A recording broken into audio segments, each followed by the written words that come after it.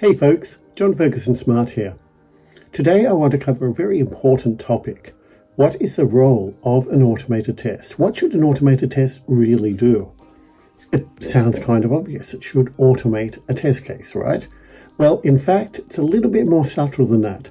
And there are three key things every automated test needs to do. The first one is surprisingly not to test the feature. The first thing that any automated test needs to do is to explain what the feature that you're testing should do, to document the feature or the acceptance criteria, to explain what's going on, what are you trying to demonstrate, what business rule are you showing. That is the key part, the key role of an acceptance criteria, of an automated test, of a unit test, of an integration test. Any test, any automated test needs to do that, needs to show what the application is doing. Because if it doesn't show that, you can write all the tests you want, all the automated tests you want, and they will be useless because should they break, you'll go back to them and you won't know what to do because they won't show, they won't say, hey, this is what I'm trying to show and it doesn't work. They'll just say, hey, this broke. And that's pretty useless. So first and foremost, every test at any level should document what it is that the feature is trying to do. The second thing that it should do is check that it works. Fairly obviously, does the feature actually do what it's supposed to do? And this sounds obvious, but there are so many tests that I see that don't actually test the correct outcomes or don't test any outcomes at all. For example, we might have if you are checking a search functionality, I've seen tests where they will check that the search fields are visible on the page, but that's useless.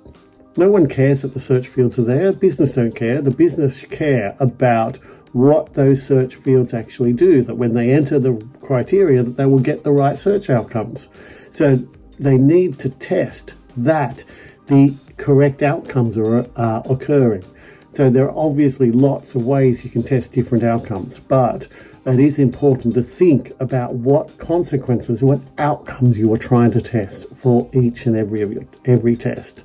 Otherwise, they're worthless. They're not going to provide any value.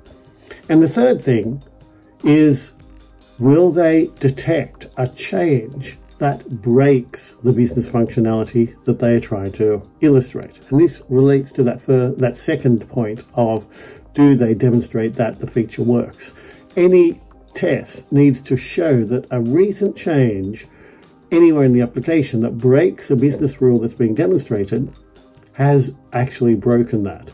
So this is where the power of automation comes into play, because if you can get your test to do that, and this comes from doing the second step well, then you have proper regression tests. And if you don't, then not so much. Your tests do not play their role as regression tests, and you'll end up with a large test suite that's hard to maintain and doesn't provide very much value. So they're the three things that any automated test at whatever level needs to do.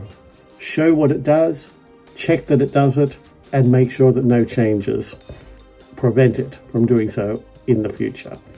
That's all for today, folks. Thanks for listening.